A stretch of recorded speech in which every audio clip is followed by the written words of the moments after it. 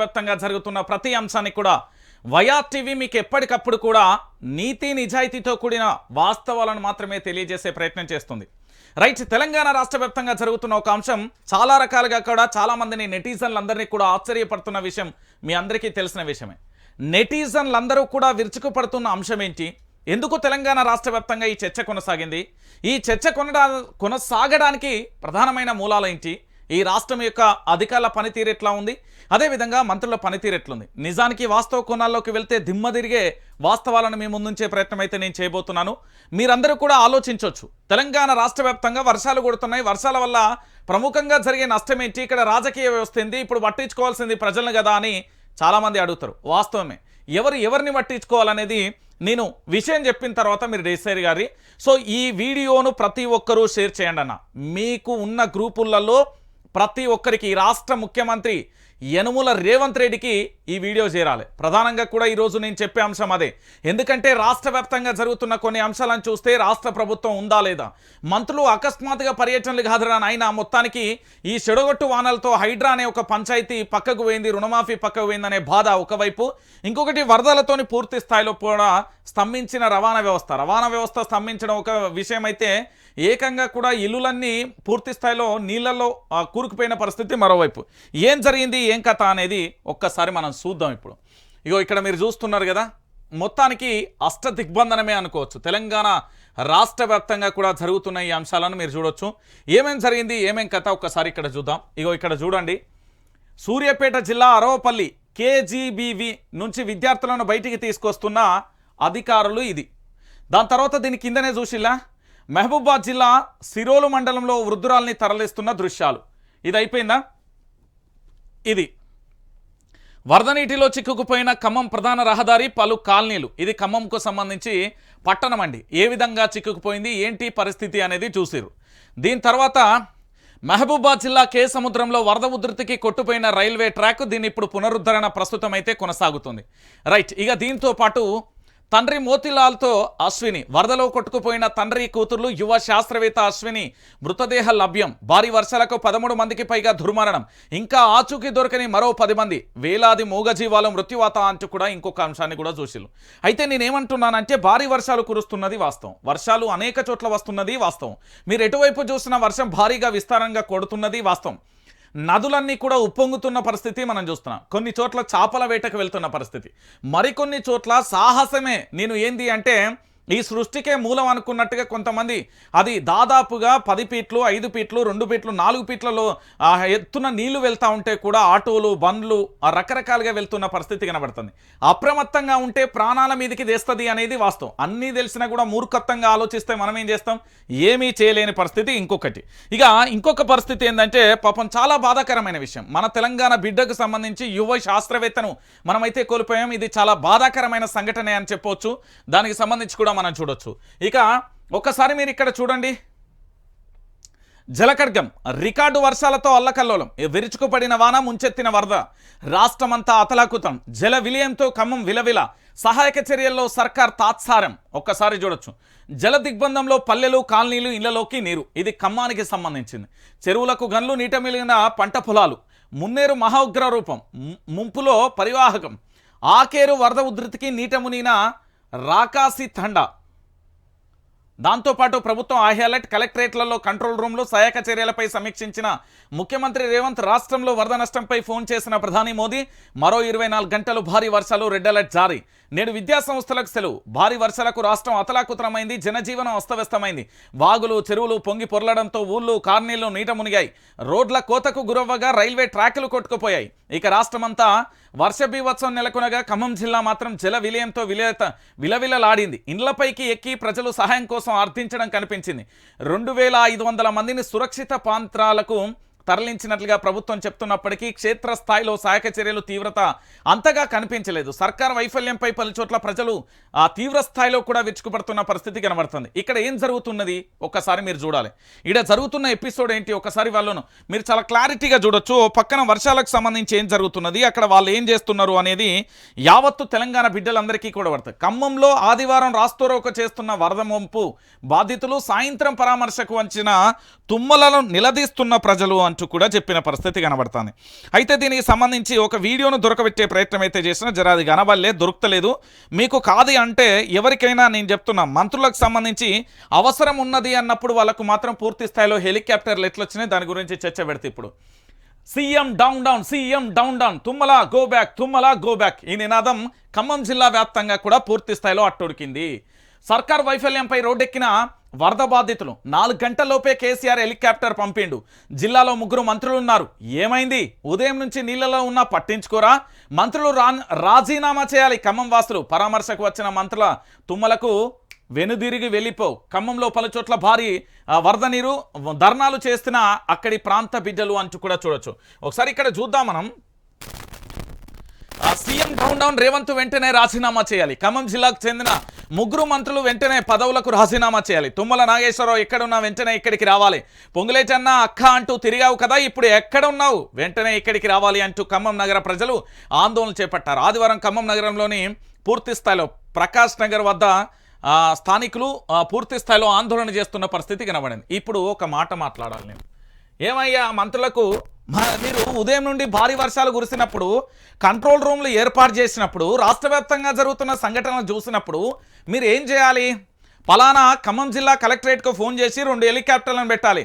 అదే పుట్టినరోజు వేడుకలకు లేదా మీ సుడిగాలి పర్యటనలకు లేకపోతే మీ సభలు సమావేశాల కోసం హెలికాప్టర్లను ఉపయోగిస్తారు కదా. నా తెలంగాణ బిడ్డలు, నా ఖమ్మం వాసులు అక్కడ పూర్తి స్థాయిలో ఏంది వాగు ఉధృతంగా ప్రవహిస్తున్న పరిస్థితులలో ఏకంగా ఇండ్లన్నీ 1వ ఫ్లోర్, 2వ ఫ్లోర్, 3వ ఫ్లోర్కు మించి కూడా భారీ వరద కొనసాగుతూ ఉంటే కేవలం టీవీలలో కంట్రోల్ రూమ్లలో కూర్చొని చూస్తున్నారా లేకపోతే ఏం చేస్తున్నారు? రోడ్డు మీద ఏమైనా గడ్డి వీక్తున్నారా అని ఖమ్మం జిల్లా వాసులు లొల్లి చేస్తూ ఉన్నారు. మరి ఖమ్మం జిల్లాకి ఏమైనా తక్కువ ఉన్నదా అంటే 3 మునగోళ్ళు ఉన్నారు. ఒక ఆయన తూర్పు, ఒక ఆయన దక్షిణం, ఒక ఆయన మధ్యలో అన్నట్టు 3 మునగాళ్ళు ఉన్నారు. ఓ ఆయన పేరు తుమ్మల నాగేశ్వరరావు, ఇంకో ఆయన పేరు పొంగులేటి శ్రీనివాసరెడ్డి, ఇంకో ఆయన బట్టి విక్రమార్క. వీళ్ళు 3 ఖమ్మం జిల్లా వాసులకు చేసింది ఏంటి అంటే ఏం బీకిపోవడాలి. నేను చెప్తున్నా కదా, నిన్న ఉదయం నుంచి సాయంత్రం వరకు జరిగిన వరదలకు సంబంధించి ఉధృతి కొనసాగుస్తూ ఉంటే ఒక బిల్డింగ్ నుండి ఇంకొక బిల్డింగ్కు చూడడం, ఒక చోటు నుండి మరొక చోటుకు చూడడం చాలా ఆందోళనకరంగా అనిపించింది. చాలా బాధేసింది అన్న. ఒక్క మాటలో చెప్పాలంటే అసలు మనం ఎందుకున్నాం రా అనే కోణంలో ఏర్పడింది. ఖమ్మం జిల్లా వ్యాప్తంగా కూడా వరద ముంపులో మునిగిపోతూ ఉంటే, ఖమ్మం మొత్తం పూర్తి స్థాయిలో కూడా ఎక్కడికక్కడ నీళ్లతోని నిండిపోతూ ఉంటే ఖమ్మం ప్రజలు ఆందోళన వ్యక్తం చేస్తూ ఉంటే వీళ్లకు కనీసం దున్నపోతు మీద వానగొచ్చినట్టు అన్న అనిపించలే. అరే వీళ్ళు సభలు పోవడానికి హెలికాప్టర్లు పనికొస్తాయి, ఆఖరికి పుట్టినరోజు వేడుకలు పోవడానికి హెలికాప్టర్లు వస్తాయి, సమావేశాలకు వెళ్ళడానికి హెలికాప్టర్లు వస్తాయి. కానీ ఇక్కడ వీళ్ళు ప్రాణాలు అరచేతిలో పెట్టుకొని ఖమ్మం వాసులు ఉంటే వాళ్ళని పరామర్శించడానికి వీళ్ళకు చేతులు ఎందుకు రాలే అన్నా? ఒకసారి యావత్తు తెలంగాణ సమాజం కూడా ఆలోచించాలి ఈ విషయంలో. ఎందుకు నేను ఈ విషయాన్ని చెప్తున్నా అంటే ఖమ్మం జిల్లా వాసులకు సంబంధించి పూర్తి స్థాయిలో చాలా బాధ అనిపించింది. నిన్న వాళ్ళని చూసినప్పుడు ఎంత బాధ అనిపించిందంటే ఒక కాడ కాదు, 2 చోట్ల కాదు, చాలా చోట్ల కూడా చూసిన పరిస్థితి కనబడుతుంది. మంత్రి పొంగులేటి నియోజకవర్గానికి సంబంధించి పాలేరు వరదలో కొట్టుకుపోయిన యాకూబ్ అనే కూలీ మృతదేహం దొరికితే చాలా బాధ అనిపించింది నాకు. పొంగులేటి నియోజకవర్గానికి సంబంధించిన యాకూబ్ అనే కూలీ మృతదేహం ఈరోజు దొరికిందండి. దాంతోపాటుగా పూర్తి స్థాయిలో కూడా ఇక్కడ మన రాష్ట్ర ముఖ్యమంత్రి ఖమ్మం జిల్లా వరద ప్రభావిత ప్రాంతాలలో మన ముఖ్యమంత్రి ఇలా పర్యటిస్తానని చెప్పిండు. అక్కడ పూర్తి స్థాయిలో కూడా ఎక్కడికక్కడక్కడ ఆందోళన చేస్తున్న పరిస్థితి కూడా కనీసం తిండి పెట్టే ఇగో అక్కడ ఏంది వరదలలో ఉన్న తమకు తిండి పెట్టి సాయం చేయమని మంత్రి పొంగులేటిని అడిగితే పోలీసులు కొట్టారని అక్కడ ప్రజలు కూడా వాపోయిలు. మీకు అన్ని వీడియోలు సాక్ష్యాధారాలు కూడా చూపెడతా. ఎంత ఘోరం, ఏమైపోతున్నది నా తెలంగాణ.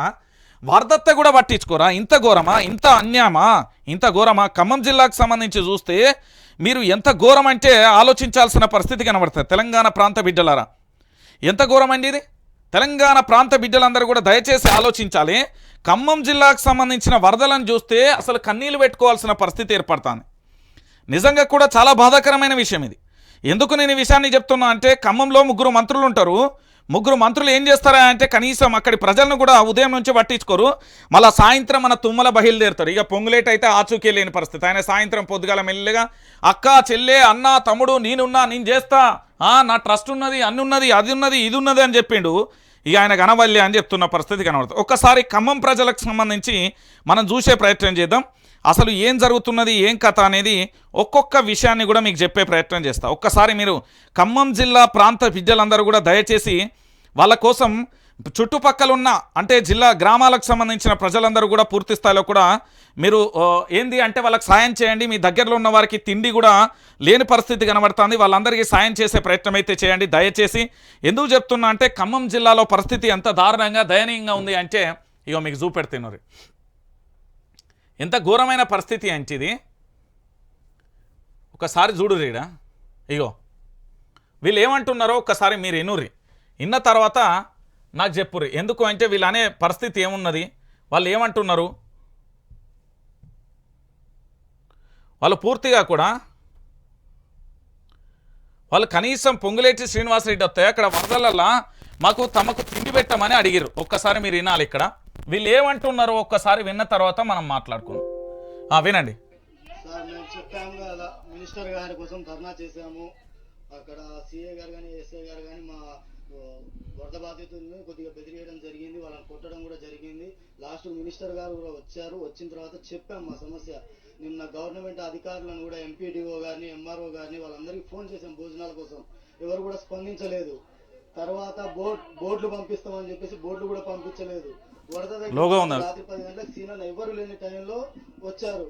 మీకు ఇప్పుడు ఏం కావాలో ప్రభుత్వం మాకు కావాల్సింది, భయపడుతూ ఈ ఇళ్లలో మేము బతకలేము, భయపడుతూ ఈ ఇళ్లలో బతకలేము. ఇప్పటికీ 3 వరద విన్నారు కదా, అదొక పరిస్థితి. అయితే ఇక్కడ ఇంకొక పరిస్థితి, అన్ని కొట్టుకపోయినా ఆదుకోమని గోడు వెళ్ళబోసుకుంటున్న పరిస్థితి కనబడుతుంది. ఇక ఇంకొక విషయం ఏంటంటే ఇది ఇక్కడితో ఉన్నదా సమస్య. ఇక ఇంకొక విషయాన్ని చూపెడతాం. ఇక ఖమ్మంలో పరిస్థితి ఎట్లా దారుణంగా ఉందంటే ఆఖరికి బీఆర్ఎస్ పార్టీకి సంబంధించిన పార్టీకి సంబంధించిన వాళ్ళన్నా కనీసం వాళ్ళు ఏంటంటే చొరవ తీసుకునే ప్రయత్నం చేసి కానీ మిగతా వాళ్ళు ఎవరు లేరు. ఇగో చూడు, వద్దిరాజు రవిచంద్ర గారి ఆధ్వర్యంలో వీళ్ళు అన్నదానం చేస్తున్నారు. బీఆర్ఎస్ పార్టీకి సంబంధించి వాళ్ళు అన్నదానం చేస్తున్నారు కానీ పాపం మన కాంగ్రెస్ పార్టీకి సంబంధించిన అధికారులు మాత్రం ఎక్కడున్నారో కూడా తెలియని పరిస్థితి కనబడుతుంది. ఇక దాంతోపాటు అక్కడితో ఆగిందా అంటే ఇవాళ పూర్తి స్థాయిలో నిన్నటి వర్షాలకు ఎక్కడికక్కడ కూడా కన్నీళ్లు పెట్టుకుంటున్న పరిస్థితి అయితే మనం చూస్తున్నాం కదా. ఖమ్మం మంత్రుల మీద మనోళ్ళు ఏ స్థాయిలో కూడా ఆగ్రహం వ్యక్తం చేసిలంటే వాళ్ళ బంధువులను కూడా కాపాడుకోలేకపోయిర్రు అంటే ఒక్కసారి మీరే ఆలోచించాలి. తెలంగాణ ప్రాంత బిడ్డలారా, నిన్న మొత్తం ఖమ్మానికి సంబంధించి చాలా బాధ అనిపించింది నాకు. అక్కడ ఓ పక్కన ఏంది అంటే 9 మంది సంబంధించి తుమ్మల నాగేశ్వరరావుకు సంబంధించి ఆడ మంత్రిగా కొనసాగుతుండు కదా ఆయన మంత్రిగా కొనసాగుతా ఉంటే కనీసం మా వాళ్ళని కాపాడండి అంటూ కూడా ఆందోళన వ్యక్తం చేసినా కూడా కాపాడలేని పరిస్థితిలో ఉన్నాడు అంటే ఒక్కసారి మీరు ఆలోచించాలి. అక్కడ పూర్తిగా కూడా వాళ్ళు ఎంత ఘోరంగా ఇక చూడరు వాళ్ళని కాపాడమని చెప్పిండు నిన్న. మీరు చూస్తారు పూర్తి స్థాయిలో కూడా తెలంగాణ రాష్ట్ర వ్యాప్తంగా కూడా ఆలోచించాల్సిన విషయం. దానికి సంబంధించి కూడా ఒకసారి చూడండి. తెలంగాణ రాష్ట్ర వ్యాప్తంగా కూడా ఇంత వరదలు వస్తూ ఉంటే కనీసం ఎవ్వరూ కూడా ఆలోచించకపోతే ఏంది పరిస్థితి ఏంది అనేది కూడా ఒకసారి మీరందరూ కూడా దయచేసి ఆలోచించుకోవాల్సిన విషయం ఏంటిది అనేది కూడా దయచేసి మీరు అందరూ ఆలోచించాలి. తెలంగాణ ప్రాంత బిడ్డలారా, తెలంగాణ రాష్ట్ర వ్యాప్తంగా కూడా మైక్ డిస్టర్బ్ వస్తుందట చూడవయ్యా స్వామి. తెలంగాణ రాష్ట్ర వ్యాప్తంగా వరదలకు సంబంధించి కొనసాగుతున్న ఈ ఉధృతికి సంబంధించి ఎట్లున్నది ఏం కథ అనేది కూడా చూస్తున్నాం కదా. జల విలయంతో ఇంత ఇబ్బంది పడుతూ ఉంటే రాష్ట్ర ప్రభుత్వానికి సంబంధించి ఏం చేస్తున్నది, రాష్ట్ర ప్రభుత్వానికి సంబంధించి ఏమైపోతున్నది. ఓ పక్కన అక్కడ రాష్ట్ర ముఖ్యమంత్రి కానీ ఆ జిల్లాకు సంబంధించిన 3 మంత్రులు కానీ ఉండే పరిస్థితి ఉంటుంది కదా. వాళ్ళు 3 మంత్రులు ఉన్నారు, ఏమైపోయింది అనేది కూడా ఇప్పటి వరకు కనీసం ఇంత జరుగుతూ ఉన్నా కూడా ఎందుకు వాళ్ళని పట్టించుకోవట్లేదు అనేది కూడా ఒకసారి మనందరికీ కూడా ఆలోచించాల్సిన విషయం ఇది. ఎందుకు నేను విషయాన్ని చెప్తున్నా అంటే దీంతో పాటు ఇంకొక విషయం ఏంది అంటే ఇక్కడ పరిస్థితులన్నీ కూడా ఎక్కడికక్కడ కూడా కన్నీళ్లు పెట్టుకుంటున్న పరిస్థితి కనబడుతుంది బాధితులంతా. ఖమ్మం జిల్లాకు సంబంధించి మొత్తం మీరు ఎక్కడైనా చూడురి, ఖమ్మం జిల్లాలో నిన్నటి వర్షాలకు సంబంధించి 3 మంత్రులు ఉదయం నుండి కూడా ఆచూకీ లేరు.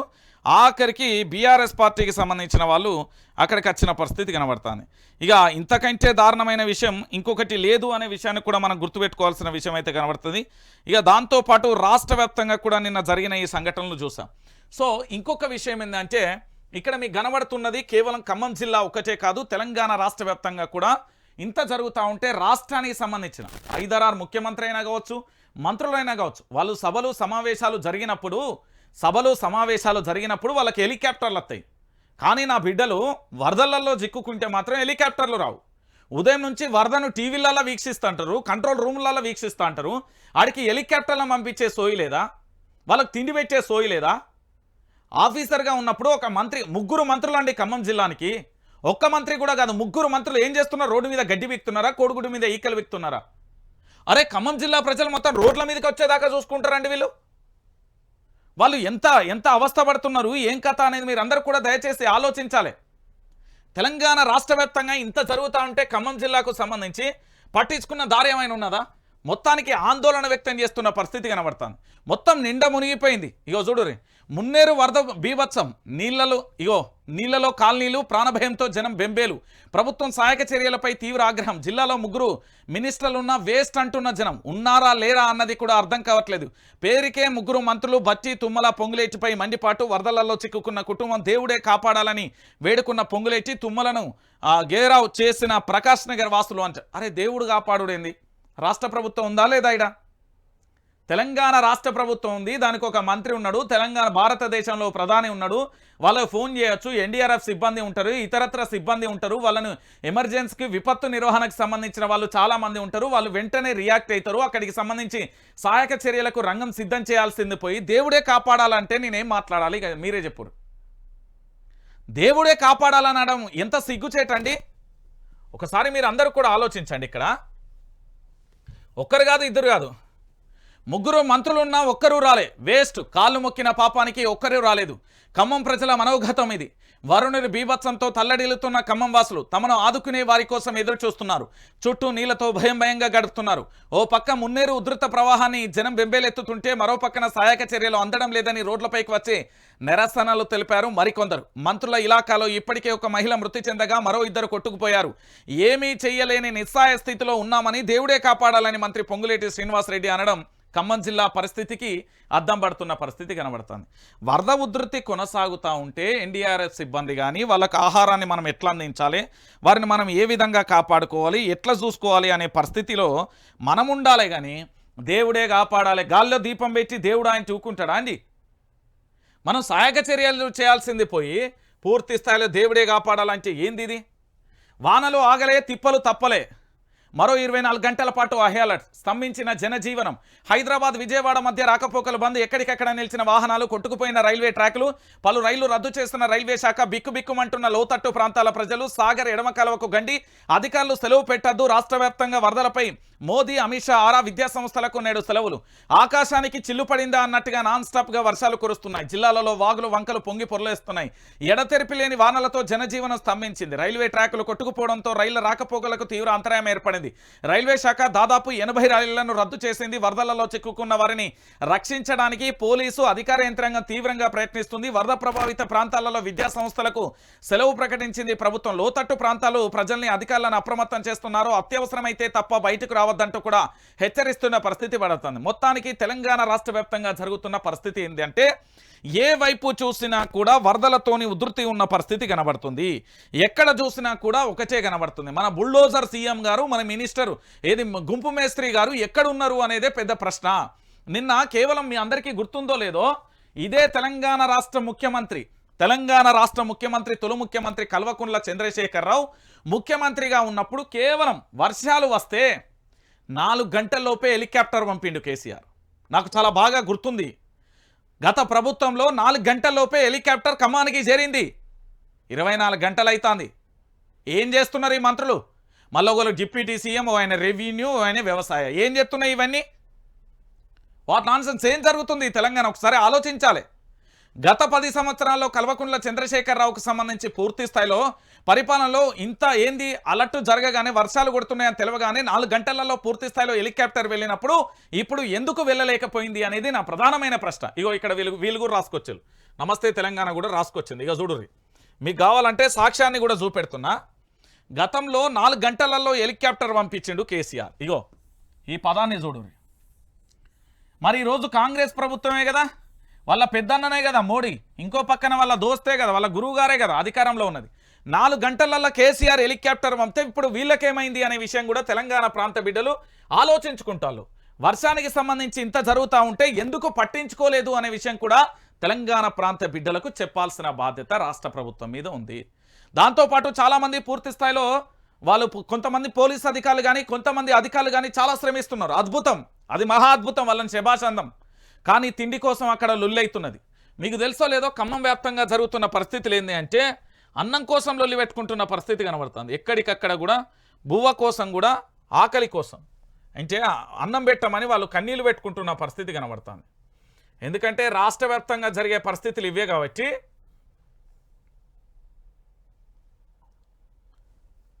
ఇక చూడు తెలంగాణ రాష్ట్ర వ్యాప్తంగా పూర్తి స్థాయిలో కూడా ఎట్లయిపోయినాయో పరిస్థితులు చూడు. ఇది రియాలిటీ అన్నట్టు. ఇక దాంతోపాటుగా మరొక అంశానికి వెళ్ళే ప్రయత్నం చేద్దాం. తెలంగాణ రాష్ట్ర వ్యాప్తంగా వరదలైతే దంచి కొడుతున్న పరిస్థితి కనబడుతుంది. ప్రజలే కాపాడుకున్నారు. ప్రకాష్ నగర్ వంతెనపై చిక్కుకున్న 9 మందిని జేసీబీ సాయంతో రక్షించిన స్థానికులు హెలికాప్టర్లను వెనక్కి పంపండంటూ తుమ్మలపై ఆగ్రహం పంపాడంటూ. అరే నాకు అర్థం కాని విషయం ఏంది అంటే ఆపదలో ఖమ్మం జిల్లా ఉన్నప్పుడు ఉమ్మడి ఖమ్మం జిల్లాను కాపాడుకోవాల్సిన బాధ్యత మనకు లేదా?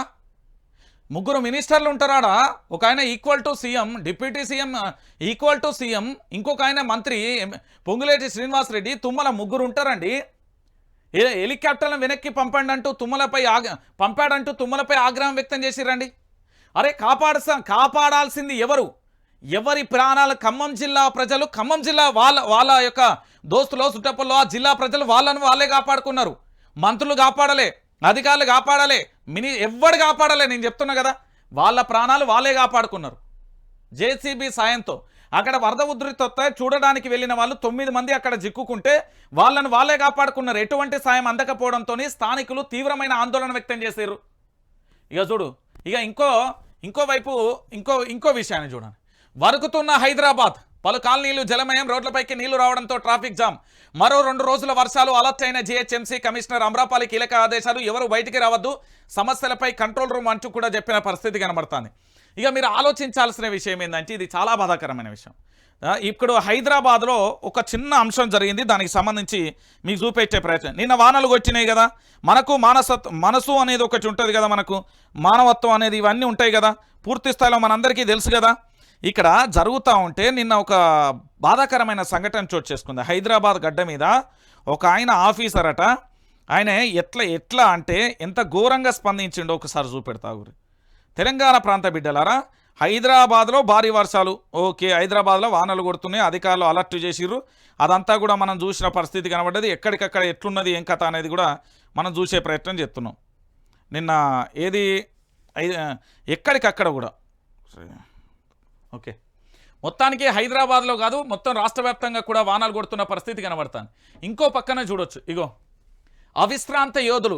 భారీ వర్షాలతో సైతం విద్యుత్ సిబ్బంది అవిశ్రాంతంగా పనిచేస్తున్నారు. వినియోగదారులకు ఎలాంటి సౌకర్యం కలగకుండా జోరు వానను సైతం లెక్క చేయకుండా తమ విధులను నిర్వర్తిస్తున్నారు విద్యుత్ సిబ్బంది. అంకిత భావానికి పలువురు హ్యాట్సాప్ చెప్తున్నారు. డిపార్ట్మెంట్తో పాటు బీఆర్ఎస్ వర్కింగ్ ప్రెసిడెంట్ కేటీఆర్ వారి సేవలను కూడా కొనియాడిన పరిస్థితి కనబడి నిజంగా కూడా వీళ్ళకి సెల్యూట్. జోరు వానలో కరెంటుకు సంబంధించి రాకపోకే అంతరాయం ఏర్పడితే పూర్తి స్థాయిలో కూడా వాళ్ళు ఏ విధంగా పనులు చేస్తున్నారో చూడొచ్చు. ఇలాంటి పనిచేసే అధికారులను చూస్తే శబాష్ అనిపిస్తుంది నాకు. ఇగో పాలేరులో విషాదం అంటూ కూడా చూడొచ్చు. ఖమ్మం జిల్లాలో కురుస్తున్న భారీ వర్షాలకు పలు ప్రాంతాలు జలమయ్యాయి. ముఖ్యంగా నగరంలోని మున్నేరు వాగు ఉగ్రరూపం దాల్చడంతో ఖమ్మం నగరంలోని పలు ప్రాంతాలు జల దిగ్బంధంలో మునిగిపోయాయి. వెంకటేశ్వర నగర్ కాలనీ, రాజీవ్ గృహ కల్పన కాలనీ మున్నేరు వాగు నుంచి వచ్చిన వరదను ముంచెత్తాయి. భారీ వరద నీరు చేరడంతో ఇళ్లలోకి సైతం నీరు చేరింది. చాలా ఇండ్లు కూడా పూర్తి స్థాయిలో కూడా నీట మునిగినాయి. అక్కడ అరచేతిలో ప్రాణం పెట్టుకుని బతికిళ్ళు. ఖమ్మం జిల్లా ప్రకాష్ నగర్లోను చాలా మంది కూడా వరద నీటిలో చిక్కుకున్నారు. అక్కడ ఉన్న చాలా మంది కూడా కాపాడిన పరిస్థితి కనబడుతుంది. ఇక దీంతో పాటు ఇక మరొక పేపర్లో కూడా చూద్దాం. పూర్తి స్థాయిలో కూడా ఎక్కడికక్కడ ఎట్లున్నది ఏం కథ అనేది అన్ని పేపర్లలో కూడా ప్రధానంగా కూడా జడివానకు సంబంధించే ఉంటుంది. ఒకసారి చూడొచ్చు మనం. ఇక వరంగల్ జిల్లా రాయపర్తి మండలం కాట్రపల్లిలో రోగితో వాగుదాడుతున్న స్థానికులు, వైద్య సిబ్బంది అంటూ కూడా చూడొచ్చు. సహాయక చర్యలు వేగవంతం చేయాలి, అత్యవసర సేవలకు అంతరాయం కలవద్దు, వరద నీరు వృధా కావద్దు అంటూ కూడా చెప్పిన పరిస్థితి. వరద నీటి వల్ల తెలంగాణ రాష్ట్రానికి జరిగింది, నిన్న ఒక్కరోజే జరిగింది ఎంతో తెలుసా నష్టం? 850 కోట్ల రూపాయలండి. కేవలం నిన్న ఒక్కరోజు కురిసిన వర్షానికి 52 కోట్ల రూపాయలు జరిగింది. చెరువులు, కాలువలు డ్యామేజ్ అయినా 130 చోట్ల గన్లు పడ్డాయి, 9 చోట్ల డ్యామేజ్ అయినాయి. ఇప్పటి వరకు 52 మంది గుర్తింపు, ఇంకా ప్రోగ్రెస్లో 22 మంది. రాష్ట్ర వ్యాప్తంగా కూడా ఇరిగేషన్ శాఖ వివరించిన వివరాలకు సంబంధించి వరద నష్టం 850 కోట్ల రూపాయలు జరిగింది. నిన్న ఒక్కరోజు అకాల వర్షాల వల్ల తెలంగాణ రాష్ట్రానికి జరిగిన నష్టం అక్షరాలా కూడా 852 కోట్లు అంటే ఒక్కసారి మీరు అందరూ కూడా ఆలోచించండి. ఇక దీంతో పాటు ఆఫీసర్లతో పాటు మంత్రులు ప్రజాప్రతినిధులు స్థానికంగా ఉంటూ సహాయక చర్యలు చేపట్టాలి. ఉద్యోగులు సెలవులు రద్దు చేసి వెంటనే విధిలో చేరాలి. వరద నీరు వృధా కావద్దు, లిఫ్ట్ చేసి రిజర్వాయర్లకు తరలించండి. లోయర్ మిడ్ మానేర్లకు పంపింగ్, రంగనాయక మల్లన్న సాగర్కు సైతం, సింగూరు నిజాం సాగర్ వరకు పంపించాలి. నంది గాయత్రి పంప్ హౌస్ల ఫంక్షనింగ్, చెరువులు కుంటలలో నీటిని నిల్వ చేయాలి. ఎల్లంపల్లి నుంచి రోజు టీఎంసీ చొప్పున ఇరిగేషన్ శాఖకు ముఖ్యమంత్రి రేవంత్ రెడ్డి ఆదేశం అంటూ కూడా చూడొచ్చు. ఇక దానితో పాటుగా మొత్తం రాష్ట్ర వ్యాప్తంగా కుండపోత వర్షం కురుస్తుంది. నీట మునిగిన పలు జిల్లాలు, ఖమ్మం వరంగల్ జిల్లాలో బీభత్సమైన వర్షం కొనసాగుతుంది. ప్రాజెక్టులలో కొనసాగుతున్న వరద, వాగులు వంకలు పొంగి పొరలతోడంతో చాలా చోట్ల రోడ్లు అనేది తెగిపోయింది. తెలంగాణ రాష్ట్ర వ్యాప్తంగా నిన్న ఒక్కటే రోజు 117 గ్రామాలకు రాకపోకలు బంద్ అయినాయి. దీంట్లో మొత్తం రాష్ట్ర వ్యాప్తంగా 9 మంది అయితే మిస్ అయిన పరిస్థితి, మరణించారు. దాంతోపాటు చాలా మంది కూడా ఇటు సాగర్ ఎడమ కాల్వకు కూడా గండిపడింది. రాష్ట్రానికి అదనంగా కూడా 9 ఎన్డీఆర్ఎఫ్ బృందాలు కూడా చేరుకుంటున్న పరిస్థితి అయితే కనబడుతుంది. రాష్ట్ర వ్యాప్తంగా కూడా పరిస్థితిని ఇక్కడ అమిత్ షా దృష్టికి అయితే తీసుకెళ్లిళ్ళు. బండి సంజయ్ అవసరమైతే సాయాన్ని అందిస్తామంటూ ఇటు ముఖ్యమంత్రికి మోడీ, అమిత్ షా కూడా హామీ ఇచ్చిన పరిస్థితి అయితే కనబడుతుంది. నేడు 8 జిల్లాల్లో ప్రస్తుతం రెడ్ అలర్ట్ జారీ అయితే కొనసాగుతుంది. 15 జిల్లాలకు సంబంధించి ఆరెంజ్ వార్నింగ్ అయితే కొనసాగుతుంది. ఇటు మరో 2 రోజులు కూడా వర్షాలు కంటిన్యూ అయ్యే అవకాశాలు ఉంది. ఇక రాష్ట్ర వ్యాప్తంగా విద్యా సంస్థలను సెలవులు ప్రకటించారు. దాంతో పాటుగా కరెంటు లైన్ కింద కూడా ఫోన్ మాట్లాడొద్దు అంటూ కూడా విద్యుత్ అధికారులు కూడా ఆదేశాలు అయితే జారీ చేసిన పరిస్థితి కనబడుతుంది. పూర్తి స్థాయిలో ఎక్కడికక్కడ వానలతోని ఇక ఖమ్మం జిల్లా ఎట్లా మునిగిందో కూడా మనం చూస్తాం. ఇక దానితో పాటుగా మరో అంశాన్ని కూడా చూసే మొత్తం వర్షానికి సంబంధించి చూద్దాం. దాని తర్వాత మరో అంశానికి వెళ్ళే ప్రయత్నం చేద్దాం. వర్ష బీభత్సం రాష్ట్ర వ్యాప్తంగా కుండపోత, పల్లెలు పట్టణాలు ఆగమాగమంటూ కూడా చూసిన పరిస్థితి అయితే కనబడుతుంది. ఒక్కొక్కరు కూడా పూర్తి స్థాయిలో బెంబేలెత్తుతున్న పరిస్థితి అయితే కనబడుతుంది. ఇక్కడ వరంగల్ జిల్లా బీరన్నకుంట వరదలో చిక్కుకున్న ప్రజలను రక్షిస్తూ సురక్షిత ప్రాంతాలకు తరలిస్తున్న వరంగల్ ఏసీపీ నందిరామ్ అంటూ కూడా చేసిన శభాష్ పోలీస్ అంటూ కూడా మరో అంశానికి సంబంధించి కూడా హైలైట్ చేసిన పరిస్థితి అయితే కనబడుతుంది. దానికి సంబంధించి మరొక అంశానికి సంబంధించి కూడా చూడొచ్చు. ఇక దాంతో పాటుగా పూర్తి స్థాయిలో పంట నష్టం అయితే 5 లక్షల ఎకరాలలో తెలంగాణ రాష్ట్ర వ్యాప్తంగానైతే జరిగింది. ఒక్క ఖమ్మం జిల్లాలోనే 4 లక్షల ఎకరాలైతే మునిగిపోయిన పరిస్థితి అయితే కనబడుతుంది. మొత్తానికి వరద బీభత్సం, కుంభవృష్టి జల దిగ్బంధంలో తెలంగాణ ఉంది. ఇప్పటి వరకు రాష్ట్ర వ్యాప్తంగా 12 మంది వాగులలో పలువురు గల్లంతు, 12 జిల్లాలకు సంబంధించి ఏ విధంగా రెడ్ అలర్ట్ జారైందో కూడా మనం చూస్తున్న పరిస్థితి అయితే కనబడుతుంది. సో మొత్తానికి ఇది ప్రధానంగా కూడా జరుగుతున్న అంశాన్ని చూస్తాం. ఇక దీనితో పాటు మరికొన్ని వార్తల్లోకి వెళ్ళే ప్రయత్నం అయితే చేస్తాను. దానికంటే ముందు మీరు చేయాల్సింది కేవలం ఇక్కడ వైఆర్టీవీ తెలుగు న్యూస్ ఛానల్ మీకు కనబడుతుంది కదా, దీన్ని సబ్స్క్రైబ్ చేయండి. ఇక్కడ నోటిఫికేషన్ బటన్ ఉంటుంది, దాన్ని ప్రతి ఒక్కరు కూడా ఆన్ చేసుకోండి. దాంతోపాటు ప్రతి ఒక్కరికి కూడా షేర్ చేయండి. వీడియోకి ఖచ్చితంగా కూడా లైక్ చేయండి. రైట్, కాంగ్రెస్లో ఏంది కాస్టింగ్ కౌచ్, మహిళా నేత సంచలనమైన ఆరోపణలు. కేరళ కాంగ్రెస్ను కుదిపేస్తున్న ఏది సిమి రోజ్బెల్ అంటూ కూడా చూడొచ్చు. మలయాళ చిత్ర పరిశ్రమ కుదిపివేస్తున్న లైంగిక వేధింపుల ఆరోపణలు ఇప్పుడు కేరళ రాష్ట్రాల రాజకీయాల వైపు మలుపు తిరుగుతున్నాయి. కాస్టింగ్ కౌచ్ అనే పదం నిన్నటి వరకు సినిమాలకు మాత్రమే పరిమితమైన రాజకీయ జీవితంలో కూడా ఉంది. రాజకీయ నాయకులు కూడా మహిళా రాజకీయ నాయకులను వేధిస్తున్నారు అనేది ప్రధానంగా కూడా చర్చనీయాంశం. కాంగ్రెస్లో కూడా మహిళలను వేధిస్తున్నారండి. సాక్ష్యాధారాలు ఇంతకంటే అద్భుతంగా ఇంకా చూపెడతారు. వీళ్ళ వివరాలు కూడా మీకు అన్నింటినీ కూడా చూపించే ప్రయత్నం అయితే చేస్తా. ఒకసారి చూడొచ్చు ఏం జరిగింది, ఏం కథ అనేది. ఒకసారి అక్కడ ఏంది అంటే తెలంగాణ రాష్ట్ర వ్యాప్తంగా కాదు, ఇది కాంగ్రెస్కు సంబంధించి కర్ణాటకకు సంబంధించిన విషయం. కర్ణాటకకు సంబంధించి ఏంది అంటే పూర్తి స్థాయిలో ఎక్కడికక్కడ కూడా క్యాచింగ్ కౌస్ట్ కొనసాగుతుంది. ఎందుకంటే మహిళల వేధింపులకు సంబంధించి కావచ్చు, లేకపోతే ఇతరత్ర కావచ్చు, దానికి సంబంధించి కూడా కొనసాగుతున్న పరిస్థితి కనబడుతుంది. ఇక ఒక్కసారి చూడు, కాంగ్రెస్లో కాస్టింగ్ కౌచ్ ఏమాత్రం తీసుకోవడం లేదని తాజా ఘటనలను బట్టి అర్థమవుతుంది. కేరళ కాంగ్రెస్ పై ఓ మహిళా నాయకురాలు సంచలన ఆరోపణలు చేశారు. కేరళ కాంగ్రెస్లో కాస్టింగ్ కౌచ్ పరిస్థితి ఉందని దిగ్భ్రాంతి కలిగించే విషయాలు చెప్పారు. తమకు అనుకూలంగా ఉన్న వారికి మాత్రమే పార్టీలో అవకాశాలు లభిస్తున్నాయని సిమి రోజ్బెల్ జాన్ అనే సీనియర్ నాయకురాలు తీవ్ర ఆరోపణలు చేశారు. పార్టీలో పరిస్థితిని సినీ పరిశ్రమలోని కాస్టింగ్ కౌచ్తో ఆమె పోల్చారు. మీడియాతో ఆమె మాట్లాడుతూ చాలా మంది మహిళలను తమకు ఎదురైన అనుభవాలను తనతో పంచుకున్నారని, తన వద్ద ఉన్న ఆధారాలను తగిన సమయంలో బయట పెడతానని అన్నారు. ఎంపీ జేబీ మాధర్ పేరును ప్రస్తావించడం సంచలనంగా మారింది. కొంతమంది సభ్యులు కాంగ్రెస్లో అనవసరమైన గౌరవాన్ని పొందుతున్నారని ఆమె విమర్శించారు. తమ ఆదేశాలను నిరాకరించిన వారి పట్ల దుర్మార్గంగా వ్యవహరిస్తున్నారని ఆమె ఆవేదన వ్యక్తం చేశారు. కేపీసీసీలో ఎంతోమంది మహిళలు ఇలాంటి సమస్యలను ఎదుర్కొంటున్నారో చెప్పడం కష్టమని ఆమె పేర్కొన్నారు. ఇది ఇలా ఉంటే పూర్తి స్థాయిలో మహిళా కాంగ్రెస్ ఫిర్యాదు చేసింది. దీనిపై చర్యలు తీసుకోవాలంటూ కూడా కోరిన పరిస్థితి కనబడుతుంది. ఇక కనబడుతుందా? కర్ణాటక ఓ తెలంగాణ అన్న అటు చూడన్నా కర్ణాటకలో కర్ణాటక రాష్ట్రంలో కాంగ్రెస్ అధికారంలోకి వచ్చింది. మీ తెలంగాణలో కూడా కాంగ్రెస్ అధికారంలోకి తెచ్చుకోండి అని చెప్పిన సన్నాసులందరికీ కర్ణాటకలో జరుగుతున్న కాంగ్రెస్లో లుచ్చా పనులు ఇవి. కర్ణాటక కాంగ్రెస్లో మహిళలను వేధిస్తున్నారట, మహిళలను లోబర్చుకుంటున్నారట. ఎవరైతే వాళ్ళ చెప్తే ఇంటే మాట వింటారో వాళ్ళను మాత్రమే అందలం ఎక్కిస్తున్నారట. లేకపోతే వాళ్ళను ఎక్కడా కూడా దుర్మార్గంగా వాళ్ళ పట్ల కఠినంగా వ్యవహరిస్తున్నారు అంటూ కూడా చెప్పిన పరిస్థితి కనబడుతుంది. అర్థమైందా? కర్ణాటక రాజకీయాలు ఎట్లున్నాయి, కర్ణాటక రాష్ట్ర వ్యాప్తంగా జరుగుతున్న పరిస్థితులు ఎట్లున్నాయో ఇప్పుడైనా ఆలోచించాలి. నేను చెప్తున్నా కదా, చాలా సందర్భాలలో ఒక్క సినీ పరిశ్రమకే కాదు, రాజకీయాలలో చాలామంది జీవితాలు బలైపోతున్నాయి. నాకు తగిన సమయం సందర్భం వచ్చినప్పుడు నా దగ్గర ఉన్న పెన్ డ్రైవ్తో పాటు మా వైఆర్టీవీకి నాకు 30 ఏర్పడిన రోజు బిడ్డ నీ పీఠం మళ్ళీ చెప్తున్నా, బాహుబలి కంటే అధ్వానంగా గులిపోయే పరిస్థితులను నేను తీసుకొస్తాను. చావోరేవో ఉంటే పోతాం, కనురెప్పలో పోయే ప్రాణానికి భయపడేది లేదు, ఖచ్చితంగా బయట పెడతాం. అక్కడ బాధితులకు సంబంధించి పూర్తి స్థాయిలో ఇంకా నాకు సపోర్ట్ చేయలే, వాళ్ళు పూర్తిగా బయట పెడదామని అన్నారు. వెయిట్ చేస్తున్నా. కర్ణాటక కాదు, తెలంగాణలో కూడా అలాంటి లుచ్చా పనులని త్వరలో బయట పెడతాం. కొద్దిగా మనకు కంప్లీట్గా రావాలి, రాంది మనం చెప్పొద్దు, ఎందుకంటే పూర్తి స్థాయిలో వాళ్ళు కూడా బలంగా ఉండాలి. దానికి సంబంధించి చూసే ప్రయత్నం చూద్దాం. ఇక మరో అంశం, అధిష్టానాంది ఓధారి, ఢిల్లీ మాట రివర్స్ బాట, అనుములని మరోధారి. కాంగ్రెస్ విధానాలకు భిన్నంగా ముఖ్యమంత్రి రేవంత్ అడుగులు, పార్టీ వైఖరికి భిన్నంగా సొంత నిర్ణయాలు, ఆదానితో ఒప్పందాలు నుంచి బుల్డోజర్ రాజకీయం వరకు కొరుకుపడని చేష్టలు, మద్యం పాలసీ కేసు కరెక్టే అన్నట్టుగా వ్యాఖ్యలు. రేవంత్ తీరుపైకి కాంగ్రెస్ అధిష్టానం అస్థానం, అందుకే సీఎంతో మంత్రులు దూరం అంటూ కూడా చూడొచ్చు. ఏం జరిగింది అంటే, యనుమల రేవంత్ రెడ్డి ఢిల్లీలో ఉండే వీళ్ళ పార్టీ అధినాయకత్వానికి సంబంధించి మెల్లమెల్లగా గ్యాప్ వస్తున్నది.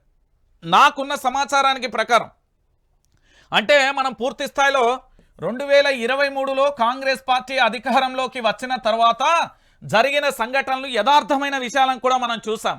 కాంగ్రెస్ పార్టీ అధికారంలోకి వచ్చిన తర్వాత బీఆర్ఎస్ పార్టీకి సంబంధించి ప్రధానంగా కూడా ఒక ఆరోపణ చేసింది. ఏంది అంటే, కాంగ్రెస్ పార్టీకి సంబంధించిన రేవంత్ రెడ్డి ప్రస్తుత ముఖ్యమంత్రి పూర్తి స్థాయిలో ఈయన బీజేపీలోకి వెళ్ళబోతున్నాడు, బీజేపీకి వెళ్ళడానికి రంగం సిద్ధం చేసుకున్నాడు. ఈయన ఎప్పటికైనా బీజేపీ ఏజెంటే ప్రధానంగా కూడా మనం ఆలోచించవచ్చు. ప్రధాని నరేంద్ర మోడీని మా పెద్దన్న అన్నాడు, కానీ ఈయన ఉన్న పార్టీ మాత్రం కేవలం కాంగ్రెస్ పార్టీ. కాంగ్రెస్ పార్టీ నియమ నిబంధనలకు, క్రమశిక్షణకు, కాంగ్రెస్ పార్టీకి సంబంధించి పూర్తి స్థాయిలో కూడా ఆయన విరుద్ధంగా వ్యవహరించిండు అంటూ గతంలో బీఆర్ఎస్ పార్టీ సంచలనమైన ఆరోపణలు చేసింది. ఇది చేసింది సామాన్యులు కాదు, బీఆర్ఎస్ పార్టీకి సంబంధించిన వర్కింగ్ ప్రెసిడెంట్ చేసిండు. దాంతోపాటు ఆ పార్టీకి సంబంధించిన సీనియర్ నేతలు, మాజీ మంత్రులు అందరూ కూడా చేసిన సంఘటనలు మనం చూసాం. సో రేవంత్ రెడ్డికి ఢిల్లీకి మధ్య తారాస్థాయిలో పంచాయతీ అయితే కొనసాగుతుంది. అది ఒక్క విషయంలో కాదు, నువ్వా నేనా అన్నట్లుగా ఫైట్ కొనసాగుతుంది. అందుకే చాలా మంది కూడా ఇప్పటికీ కూడా ముఖ్యమంత్రికి అంటి ముట్టనట్టుగా చాలా మంది ఆ మంత్రులు కూడా దూరంగా ఉంటున్న పరిస్థితులు కనబడుతున్నాయి. దానికి సంబంధించిన వాస్తవ కోణాలను ఒకసారి చూద్దాం. నెంబర్ 1, ఇదొక్కసారి చూడండి. ఆదానితో ఒప్పందాలు.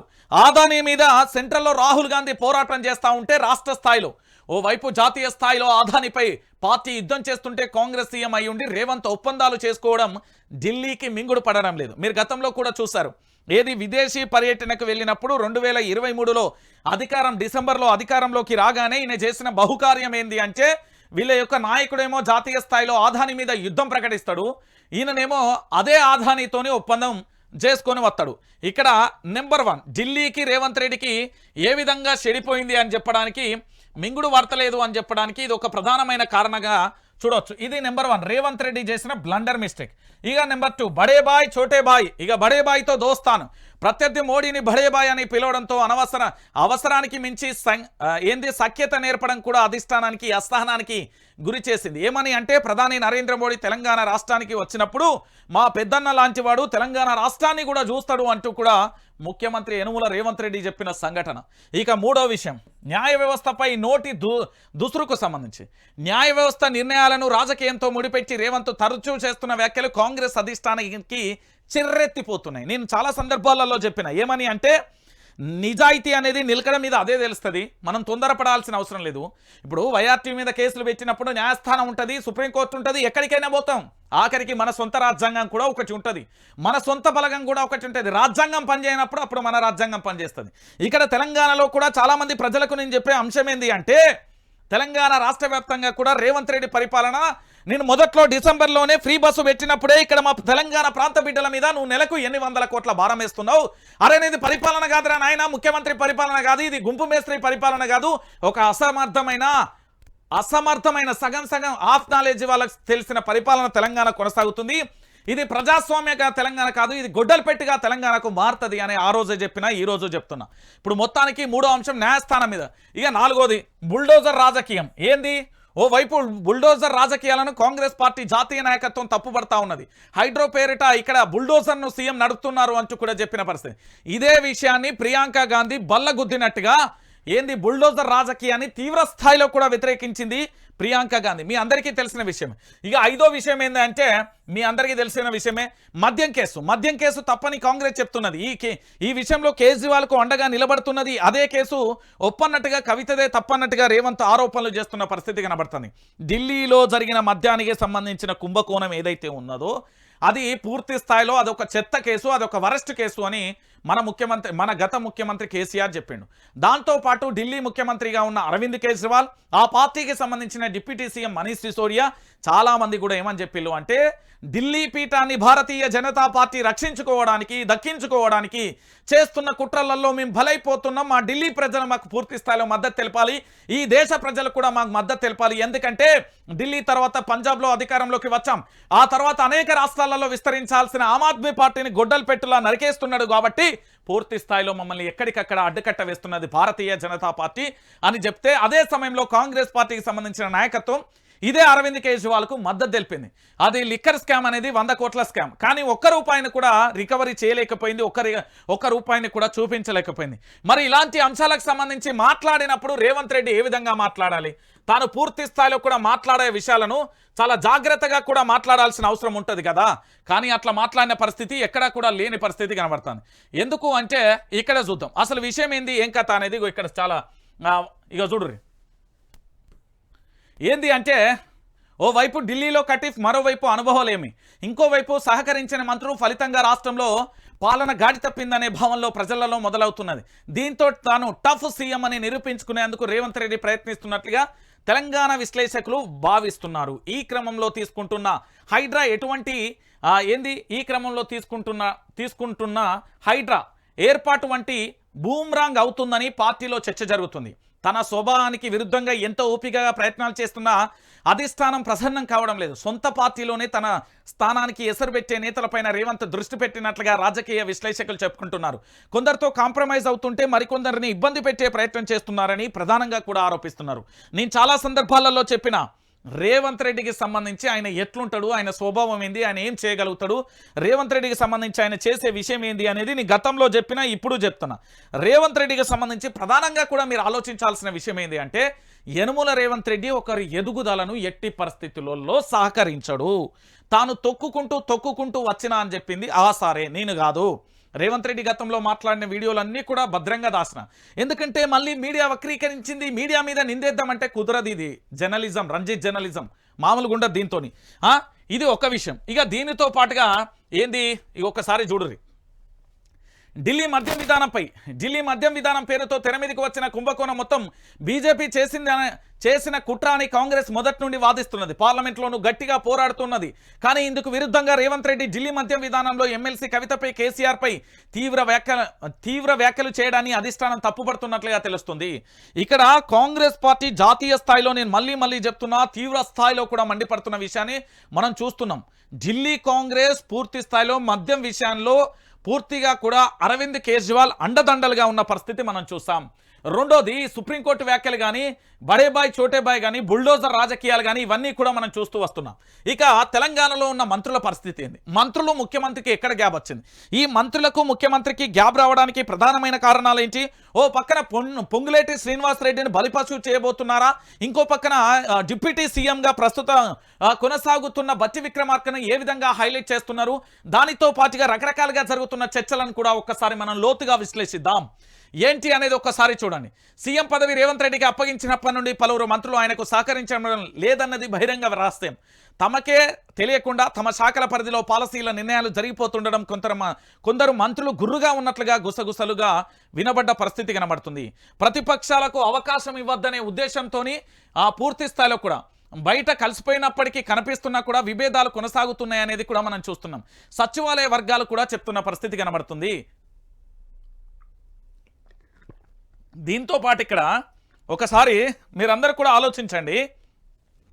సీఎం రేవంత్ రెడ్డికి సంబంధించి సీఎం రేవంత్ ఎక్కువ కాలం కొనసాగరని, తమకు అవకాశం వస్తుందని పలువురు మంత్రులు తమ సన్నిహితుల వద్ద చెప్పుకుంటున్నారు. తాము సీనియర్లమని, కనీసం మంత్రిగా ఒక్కరోజు కూడా పనిచేయని ఓ జూనియర్ తమపై పెత్తనం చెలాయించడం ఏంటని వారు కుతకుతలాడుతున్నట్లుగా చెప్తున్నట్లుగా తెలుస్తున్నది. అసెంబ్లీ సమావేశాలలో ప్రతిపక్ష బీఆర్ఎస్ బీజేపీ నేతలు ప్రభుత్వంపై విరుచుకుపడుతుంటే సీఎం తప్ప మంత్రులు ఎవరు పెద్దగా స్పందించడం లేదని గుర్తు చేస్తున్నారు. గత అసెంబ్లీ సమావేశాలలో మహిళలపై సీఎం చేసిన వ్యాఖ్యలకు సంబంధించిన గొడవ జరుగుతున్నా మంత్రులు కల్పించుకోపోగా బట్టి విక్రమార్క తన వ్యాఖ్యలతో మరింత ఆజ్యం పోశారని గుర్తు చేస్తున్నారు. ఇంకో 10 ఏళ్లు కాంగ్రెస్ అధికారంలో ఉంటుందని, తానే సీఎంగా ఉంటానని రేవంత్ రెడ్డి పదే పదే చెప్పుకుంటున్న విషయం తెలిసిందే. అయితే ఆయనకు ఎక్కువ కాలం కొనసాగించరని తరచూ ఎవరో ఒకరు వ్యాఖ్యానిస్తుండడం విశ్లేషకులు చెప్తున్న విషయం. 2 రోజుల కిందటే భవిష్యత్తులో ఉత్తమ్ కుమార్ రెడ్డి సీఎం అవుతారంటూ కోమటిరెడ్డి రాజగోపాల్ రెడ్డి వ్యాఖ్యానించిన విషయాన్ని కూడా గుర్తు చేశారు. ఇటీవల ఓ వ్యాపారవేత్త తనకు ఇండస్ట్రియల్ పార్కులో కేటాయించిన స్థలాన్ని ఇప్పించాలని ఓ కాంగ్రెస్ నేత ద్వారా ఒక మంత్రి దగ్గరికి వెళ్లారట. విషయం మొత్తం చెప్పిన తర్వాత సార్ ఈ విషయాన్ని ఓసారి సీఎం దృష్టికి తీసుకెళ్లరా అని అడగ్గా ఆయనకు చెప్పేది ఉంది, నేనే సీఎన్ఏ అన్ను, ఆయన ఎక్కువ కాలం కొనసాగేది ఉందా అంటూ వ్యాఖ్యానించినట్టుగా ప్రచారం జరుగుతుంది. ఇటీవల కాంగ్రెస్లో జరిగిన ఓ ప్రజాప్రతినిధి తనకు కొన్ని పనులు కావాలంటూ 2 మంత్రుల దగ్గరికి వెళ్ళగా, నువ్వు ఎవరి ద్వారా పార్టీలో వస్తే మాకేంటి, రమ్మనడానికి ఆయనెవరు, రావడానికి నువ్వెవర్రబ్బాయి అంటూ ముఖం మీదనే చెప్పేశారట. దీంతో ఆయనకు కాంగ్రెస్ తత్వం బోధపడింది. ఇక గర్వాపసి కోసం ప్రయత్నిస్తున్నట్టుగా వార్తలు వస్తున్నాయి. ఇదే సమయంలో సీఎం రేవంత్ రెడ్డి ఒంటెద్దు పోకడలపై మంత్రులు అసహనం వ్యక్తం చేస్తున్నట్టుగా తెలుస్తుంది. ఇటీవల తెలంగాణ తల్లి విగ్రహ ప్రతిష్ట, భూమి పూజ ఒంటరిగా చేయడాన్ని తప్పుపడుతున్నారట. హడావుడిగా రాత్రికి రాత్రే నిర్ణయం తీసుకుని తమను జిల్లాలలో ఇరికించి మొత్తం క్రెడిట్ కొట్టేయాలని భావించారని గుర్రుగా ఉన్నట్లుగా చెప్పుకుంటున్నారు.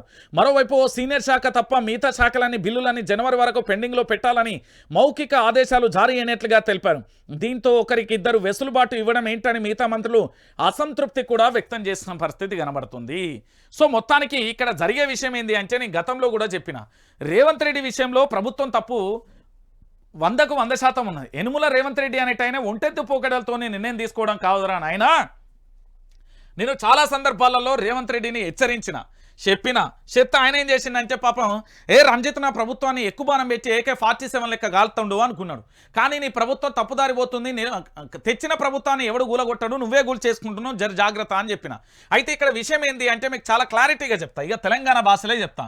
కాంగ్రెస్ అధికారంలోకి వచ్చిన తర్వాత, రేవంత్ రెడ్డి ముఖ్యమంత్రి అయిన తర్వాత, ఈ రేవంత్ రెడ్డి ముఖ్యమంత్రి అయిన తర్వాత ఒక జూనియర్ అంటే ఎవరో కాదు, ఆయన పొంగులేటి శ్రీనివాసరెడ్డి మొట్టమొదటిసారిగా ఎమ్మెల్యేగా అవకాశం, తర్వాత మినిస్టర్గా అవకాశం ఇవ్వడం, ఆయనకు అన్ని రకాలుగా కూడా పూర్తి స్థాయిలో 7,000 కోట్ల రూపాయలను రుణమాఫీ కింద, దాంతోపాటు ఆ పెట్టుబడి సాయం కింద కేసీఆర్ పెట్టిన పైసలు ఎక్కడికి పోయినాయంటే ఈయన ఖాతాలో పోయినాయని అప్పట్లో బూమరాంగ్ అయిన పరిస్థితి కనబడుతుంది. అయితే నేనే ముఖ్యమంత్రి అనే విషయంలో కోమటిరెడ్డి వెంకటరెడ్డి ఉన్నాడు, దాంతోపాటు ఉత్తమ్ కుమార్ రెడ్డి కూడా ఉన్నట్టుగా విశ్వసనీయ వర్గాల సమాచారం. దీంతో పాటుగా ఇంకొకటి ఏంటి అంటే, పూర్తి స్థాయిలో కాంగ్రెస్ పార్టీలో ఒక రకమైన చర్చ అయితే కొనసాగుతుంది. కాంగ్రెస్ పార్టీలో నువ్వా నేనన్నట్లుగా వారు కొనడానికి ప్రధానమైన కారణం ఏంటంటే, ఇక్కడ ఇటీవల నేను చెప్పిన కదా, గజకన్న గోకర్ణ విలువిద్యలు నేర్చిన వాళ్ళే రాజకీయ నాయకులు తొందరపడి ఆవేశపడి బీఆర్ఎస్ పార్టీ నుండి కొంతమంది వెళ్ళిళ్ళు, 10 మంది దాకా వెళ్ళిళ్ళు కదా, వీళ్ళకు మామూలు సుక్కలు కనబడతలేవు, పట్టబగాలే వీళ్ళకి సుక్కలు కనబడుతున్నాయి. ఇప్పుడు మనందరికీ వర్షం కురుస్తున్నది కదా, మనకు కనబడతా అంటే వీళ్ళకి ఏంటంటే ఎండ కనబడుతుంది. ఎండాకాలంలో బగబగ మండుతూ ఉంటే ఎండలో పోతే కాళ్ళు ఎట్లా కాలుతాయో వీళ్ళ మనసు అంతా అట్లా కాలుతుంది. బీఆర్ఎస్ పార్టీకి సంబంధించిన వాళ్ళు ఎమ్మెల్యేలు ఎవరైతే కాంగ్రెస్లో చేరిర్రో, ఇక నేను గర్వాపస్ పోవడానికి మామూలుగా కాదు కేటీఆర్ దగ్గరికి, హరీష్ రావు దగ్గరికి, కేసీఆర్ దగ్గరికి, సార్ తప్పైంది సార్, నేను మన పార్టీకి వేస్తా సార్, నా మీదనే కుట్రలు జరుగుతాను సార్, నేను ఉండలేను సార్ అని ప్రయత్నాలు చేస్తూ ఉంటే కేసీఆర్ చాలా క్లారిటీగా చెప్పిండు, అరే బిడ్డ నువ్వు వస్తారా మెంబర్ ఆఫ్ లెజిస్లేటివ్ అసెంబ్లీ, ఎమ్మెల్యేకు రాజీనామా చేసి ఉప ఎన్నిక పెడతా, అక్కడ గెలిచి రా అన్నాడట. అనగానే ఇక ఏం చేయాలో అర్థం కాక ఇట్లా ఊకొని కొట్టుకున్నాడట. నిన్ననో మొన్ననో మళ్ళీ మందు పార్టీ అయిందట వీళ్ళదో ఓటాల. ఇక వాళ్ళ ఫామ్ హౌజులు ఉంటాయి కదా, మనం అంటే ఉండడానికే ఇల్లు లేని పరిస్థితి, వాళ్ళకి ఫామ్ హౌజులు వస్తాయి, ఇక ఎట్లొస్తాయో మనందరికీ తెలిసిన విషయమే. సో ఆడ ఊకొని ఏమిరా ఎల్లయ్య మల్లయ్య పుల్లయ్య ఏం చేద్దాం రా గిట్ల అయితే ఎట్లా అని అనుకున్నారట. అనుకున్న తర్వాత వాళ్ళకి జరిగిన విషయం ఏంటంటే కొద్ది రోజులు వెయిట్ చేద్దాం, ఈ బుల్డోజర్కి గుంపు మేస్త్రి ఎట్లా మనల్ని కానేటట్లేడు, సరే ఈయనను కాదని ఏమన్నా మంత్రుల దగ్గర పోతే ఎవరిని అడిగి ఇళ్ళకి వచ్చిల్లరా అని వాళ్ళు తిట్టవచ్చే, పనులు కావాలని కొందరు పోతే మొహం ముంగట్నే తూచి అనేటట్టు ఉండే, ఇక మనం ఏం చేద్దాం అన్ని మూసుకొని గమ్మున కూకుందాం అనుకున్నారట. ఇక దీంతో పాటుగా ఈ ఉత్తమ్ కుమార్ రెడ్డి కోమటిరెడ్డికి సంబంధించి సీనియర్ నేతలుగా మేమున్నాం, ఇటు మధు యాజ్కి సంబంధించి మహేష్ గౌడ్కు సంబంధించి ఢిల్లీలో మాకు గట్టి పలుకుబడి ఉంది అని వాళ్ళ పంచాయతీ వాళ్ళకు కొనసాగుతుంది. సో పూర్తి స్థాయిలో కూడా నువ్వా నేనా అన్నట్లుగా వారు కొనసాగుతున్న తరుణంలో పొంగులేటికి మాత్రం అన్ని రకాలుగా బిల్లులు చెల్లింపు జరుగుతున్న పరిస్థితి కనబడుతుంది. ఇంకో పక్కన డిప్యూటీ సీఎంగా ఉన్న బట్టి విక్రమార్కకు రేవంత్ రెడ్డికి ఒకప్పుడు పచ్చిగడ్డ ఎత్తే బగ్గుమనే పరిస్థితులలో ఇప్పుడు ఇద్దరు కూడా కలిసిపోయి దోస్తు మేరా దోస్త్ తూహు మేరా జాన్ అన్నట్టుగా నువ్వు లేని నేను ఉండలేను స్నేహితుడా అన్నట్టుగా వాళ్ళు మారిపోయారు అనేది ఇంకొక విషయం. ఈ విషయం పొంగులేటికి మింగుడు పడడం పోవడంతో ఎట్లనైనా కూడా ఎదురుదాడి చేయాలని ఫిక్స్ అయిపోయాడు, కాదంటే అది సమయం సందర్భం కోసం ఎదురు చూస్తున్న పరిస్థితి. అయితే అసలు రేవంత్ రివర్స్ గేమ్ ఎట్లా స్టార్ట్ అయింది అనేది ఒక్కసారి ఇటు చూడురి తెలంగాణ ప్రాంత బిడ్డలారా, ఇక్కడ చూడురి. రేవంత్ రివర్స్ గేమ్ రాష్ట్రంలో తాను బలహీనపడుతున్న కారణంగా అధిష్టానాన్ని నమ్ముకోవడం కన్నా రాష్ట్ర స్థాయిలో తేల్చుకోవాలని రేవంత్ నిర్ణయించుకున్నట్టుగా గుసగుసలు వినబడుతున్నాయి. సొంత పార్టీలోనే తనకు రాజకీయంగా అడ్డు వచ్చే నేతలపై దృష్టి పెట్టినట్లుగా ప్రచారం జరుగుతుంది. ఇందులో భాగంగా ఒకరిద్దరు సీనియర్ మంత్రులతో కాంప్రమైజ్ అయినట్లుగా సమాచారం. రాజకీయంగా ఆర్థికంగా బలంగా ఉండి భవిష్యత్తులో ముప్పుగా మారతారనే నేతలపై నజర్ పెట్టినట్లుగా ప్రచారం జరుగుతూ ఉన్నది. ఇందులో కాబోయే సీఎం ఎవరు, నెంబర్ 2 ఎవరనే ఏంది అంటే క్రైసిస్ మేనేజర్ చేరికల పర్యవేక్షకుడిగా చెప్పుకుంటున్న పొంగులేటి శ్రీనివాసరెడ్డిని టార్గెట్ చేశారని గుసగుసలు వినబడుతున్నాయి. పొంగులేటి శ్రీనివాసరెడ్డిది తెలంగాణలో డీకే శివకుమార్ పాత్ర, తర్వాత ముఖ్యమంత్రి ఆయనే. ఇటీవల బీజేపీ ఎల్పీ నేత మహేశ్వర్ రెడ్డి వ్యాఖ్యానించిన సంగతి తెలిసిందే. వాస్తవానికి రేవంత్ రెడ్డి ముందుగానే పొంగులేటి సామర్థ్యాన్ని గుర్తించి స్నేహం చేశారని, కానీ ఇప్పుడు పరిస్థితి మారిపోయిందని చెప్పారు. దీంతో హైడ్రాలో పొంగులేటిని ఇరికించినట్లుగా ప్రచారం జరుగుతుంది. ఇక డబ్బు కాంగ్రెస్లో తరాల చరిత్ర ఉన్న ఓ దళిత ఎమ్మెల్యేలను కూడా అడ్డు తప్పించుకునేందుకు హైడ్రాలో ఇరికించడం మంత్రి ఎవరు ఆయన V6 వివేకం, చెన్నూరు ఎమ్మెల్యే వివేకం గారు, ఆయనను పొంగులేటిని. దాంతో ఏంది అంటే ఇగో చూడు, హైడ్రాలో ఇరికించడం, మంత్రి పదవి ఇవ్వకుండా అడ్డుకోవడం వంటి చేస్తున్నారని ప్రచారం జరుగుతుంది.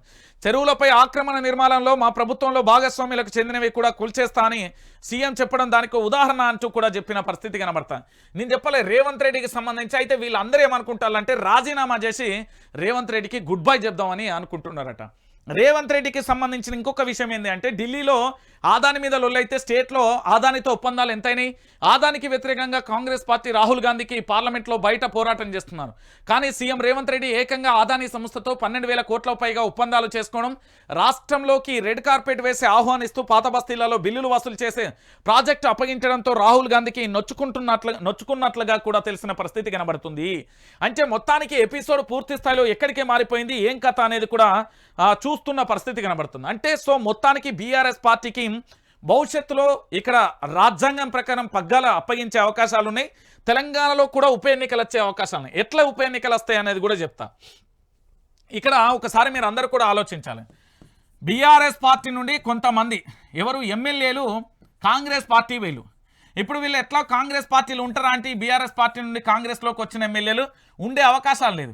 సో వీళ్ళు ఏం చేస్తున్నారు అంటే మళ్ళీ రివర్స్ బీఆర్ఎస్ పార్టీకి వెళ్ళే ఆలోచనలో ఉన్నారు. రివర్స్ బీఆర్ఎస్ పార్టీకి వెళ్ళాలంటే ఏం చేయాలి, రాజీనామా చేయాలి. ఈ రాజీనామాకు సంబంధించి ఎవరు చెప్పిళ్ళు, కల్వకుంట్ల చంద్రశేఖరరావు చెప్పిళ్ళు. ఈ రాజీనామా చేస్తే ఇక్కడ ఖచ్చితంగా ఉప ఎన్నికలు వస్తాయి.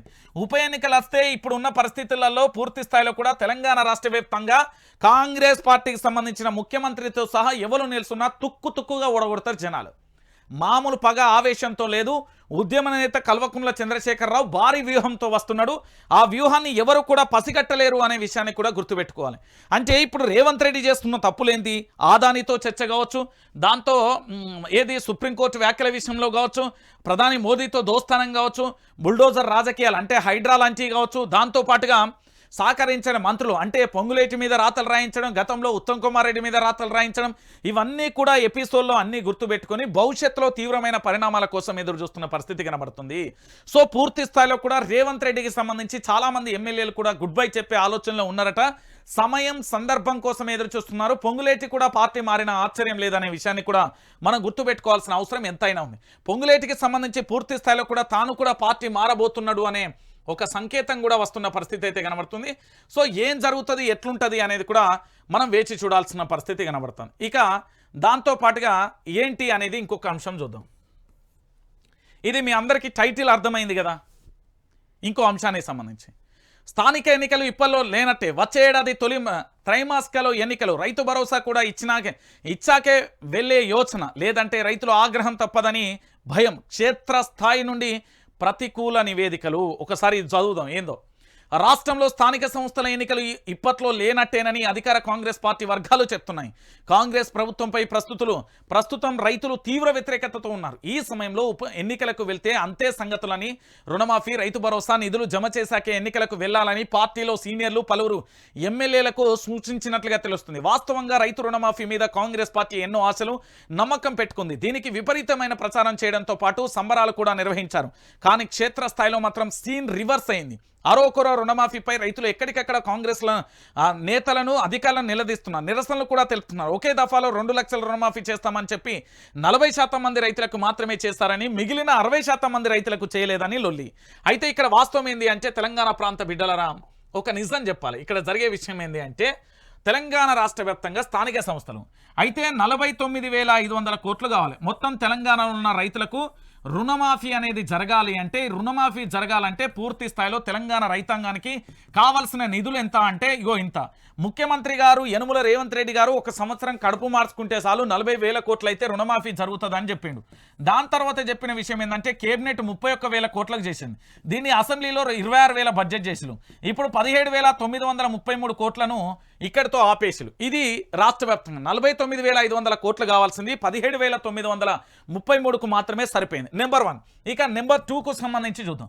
నెంబర్ 2 అంటే, నాకు 4 ఎకరాల భూమి ఉంది, 7,500 అంటే నాకు ఒకసారి దఫాలో 30,000 రూపాయలు రావాలి సంవత్సరానికి. అంటే 30,000 అంటే 60,000 రూపాయలు వస్తాయి. అంటే ఈ 60,000కు సంబంధించి రుణమాఫీ ఉంటే నాకు ఇయ్యని పెట్టుబడి సాయాన్ని తీసుకుపోయి అక్కడ ఇస్తున్నారు. ఇంకొకటి, రైతు ఒకవేళ అకస్మాత్తుగా మరణిస్తే అతనికి 5 లక్షలకు సంబంధించిన బీమా రావాలని గతంలోనే ముఖ్యమంత్రికి సంబంధించి పూర్తి స్థాయిలో కూడా చెప్పిన పరిస్థితి కనబడుతుంది. ఈ 5 లక్షలకు సంబంధించి పూర్తి స్థాయిలో కూడా ఇవ్వాల్సిన పరిస్థితి ఉంటుంది. రైతులు చనిపోయిన రైతు భరోసా కింద ఇవ్వలేదు. ఇది ఒక అంశం. అంటే రైతులను నట్టేట ముంచాలి కాబట్టి ఇప్పుడు జరగబోయే స్థానిక సంస్థలు అవి సర్పంచ్ ఎన్నికలలో రైతులు మామూలుగా కాదు, తెలంగాణలో కాంగ్రెస్ పార్టీని తుక్కుగా ఓడగొట్టే ప్రయత్నాలు కూడా జరుగుతాయి. కారణాలు ఏంటంటే, స్వయంకృత అపరాధమే కాంగ్రెస్ పార్టీ చేస్తున్నది. బీఆర్ఎస్ పార్టీ ఏమైతే స్వయంకృత అపరాధం చేసిందో దానికి 1000 రెట్లు కూడా చేస్తున్న పరిస్థితి కనబడుతుంది. ప్రజలలో తీవ్రమైన వ్యతిరేకత వచ్చింది అంటే వాస్తవం. ఇప్పుడు మాత్రం స్థానిక ఎన్నికలకు పోతే వాళ్ళ లాగులు దడతాయి అనే విషయానికి సంబంధించి కూడా పూర్తి స్థాయిలో కూడా మనం చూడాల్సిన పరిస్థితి కనబడుతుంది. ఇక ఇంకొక పరిస్థితి ఏంటంటే, ఇక్కడ పూర్తి స్థాయిలో కూడా చూస్తారు హైడ్రాకు సంబంధించిన శీల పరీక్ష. ఈ టైటిల్ మీరు వింటే కాస్త బాధ అనిపిస్తుందేమో కానీ ఇది వాస్తవం అన్న. ఎందుకు ఈ విషయాన్ని చెప్తున్నా అంటే, తెలంగాణ రాష్ట్ర వ్యాప్తంగా కూడా మీరు చూడొచ్చు. ఇగో హైడ్రాకు శీల పరీక్ష. తెలంగాణ ప్రాంత బిడ్డలారా మళ్ళా చూడుర్రి, హైడ్రాకు శీల పరీక్ష. నేను చాలా సందర్భాలలో బాహాటంగానే మాట్లాడుతున్నా కానీ ఇప్పుడు చూడు, పేదల కబ్జాకు అధికార రక్షణ కూల్చాలంటే కుదిరే పని కాదు. సారీ, పెద్దల కబ్జాకు అధికార రక్షణ కూల్చాలంటే కుదిరే పని కాదు. ఇప్పుడు ఉదాహరణకు చెప్తా. మీరు ఏది ఫాతిమా కాలేజీకి సంబంధించి అజ్దుద్దీన్ అక్బరుద్దీన్ ఓవైసీ కానీ, మన వివేక్ చెన్నూరు ఎమ్మెల్యే వివేక్ గారి కానీ, పొంగులేటి శ్రీనివాసరెడ్డి కానీ, పట్నం మహేందర్ రెడ్డి కానీ వీళ్ళే కూల్చేసిల్లా? కూల్చేలే. మరి వీళ్ళ తమ్ముడు సంబంధించి దుర్గం చెరువుకు సంబంధించి బఫర్ జోన్లో ఉంటే ఆ గల్లీలో తిరుపతి రెడ్డి ఒక్కడే ఉన్నాడా? వాళ్ళ అన్న అంటే కాదు. వాళ్ళ అన్నతో పాటు అక్కడ మాజీ ఐఏఎస్, ఐపీఎస్, దాంతోపాటు పొలిటీషియన్లు, సినీ సెలబ్రిటీలు కూడా ఉన్న పరిస్థితి కనబడుతుంది. వాళ్ళంతా కోర్టు వేలు వాళ్ళకి సమయం ఇచ్చిల్లు. మరి ఇదే ఇక్కడ మర్రి రాజశేఖర రెడ్డికి సంబంధించిన విద్యా సంస్థలు ఉంటే అక్కడ పోయి బుల్డోజర్లతో కూల్చేస్తున్న పరిస్థితి కనబడ్డది. అంటే తెలంగాణ ప్రాంత బిడ్డలారా ఒక్కసారి మీరు అందరూ కూడా ఆలోచించాలి. పేదోడికి ఒక న్యాయం, డబ్బున్నోడికి ఒక న్యాయం చేస్తున్నది యనుమల రేవంత్ రెడ్డి ప్రభుత్వం. ఇది బాహాటంగా కాంగ్రెస్ పార్టీ చేస్తున్న ప్రభుత్వం. హైడ్రాకు ఇప్పుడు శీల పరీక్ష బాహాటంగానే రాసిర్రు. మేము ఎంత ధైర్యవంతులు అని చెప్పడానికి ఇది ఒక మా యొక్క అక్షరాల ఆయుధం. చూడుర్రి ఒక్కసారి మీరు ఇక్కడ సారి చూడొచ్చు. ఇగో పొంగులేటి శ్రీనివాసరెడ్డి, పట్నం మహేందర్ రెడ్డి, వివేక్ వెంకటస్వామి, కేవీపీ, వైవి సుబ్బారెడ్డి ఫామ్ హౌస్లపై ప్రభుత్వం ఉదాసీనతగా ఎందుకున్నది? ఇప్పుడు సమాధానం చెప్పవా రేవంత్ రెడ్డి? పొంగులేటి శ్రీనివాస్, పొంగులేటి, పట్నం, వివేక్, కేవీపీ, వైవి సుబ్బారెడ్డి ఫామ్ హౌస్లపై ప్రభుత్వం ఎందుకు ఉదాసీనతగా ఉన్నది? మొట్టమొదటిసారిగా కూల్చేయాలంటే వీలే కూల్చేయాలి కదా.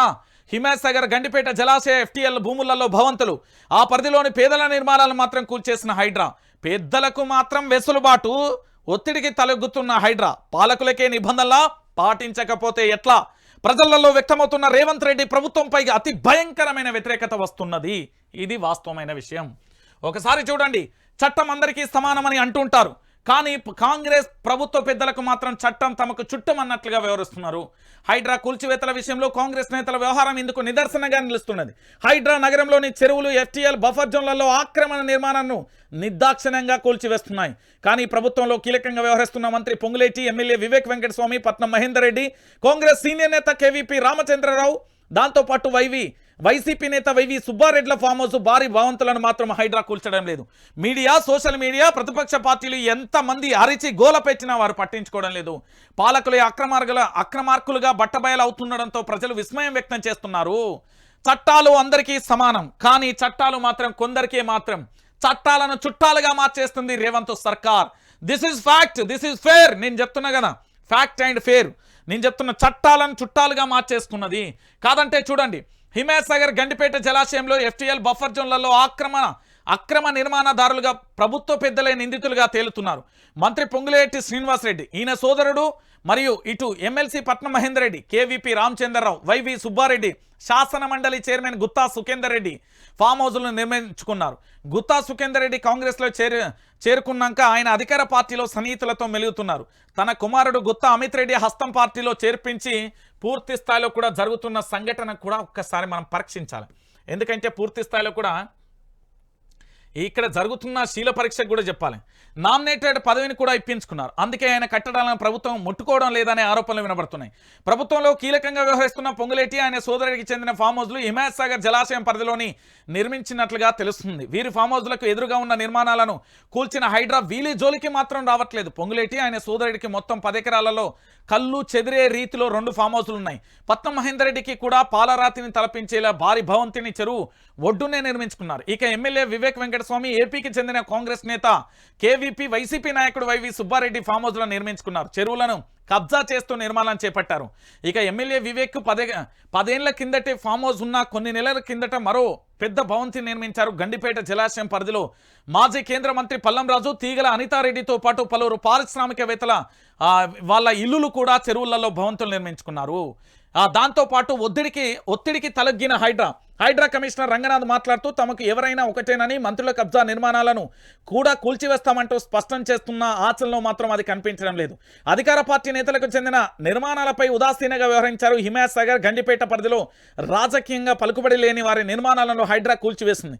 విచిత్రం ఏంటంటే కూల్చిన నిర్మాణాలు ప్రభుత్వ పెద్దల ఫామ్ హౌస్ల పక్కనే ఉన్నాయి. వాటిని కూల్చి వీరి ఫామ్ హౌస్లకు మాత్రం కూల్చకపోవడాన్ని రాజకీయంగా ప్రజలలో తీవ్ర వ్యతిరేకత వ్యక్తమవుతుంది. పక్కపక్కనే ఉన్న నిర్మాణాలలో చెరో న్యాయం చూపడంపై బాధితులు ఆవేదన వ్యక్తం చేస్తున్నారు. కేవలం ప్రభుత్వ ఒత్తిడిల కారణంగానే తమ నిర్మాణాలను నేలమట్టం చేశారని ఆరోపిస్తున్నారు.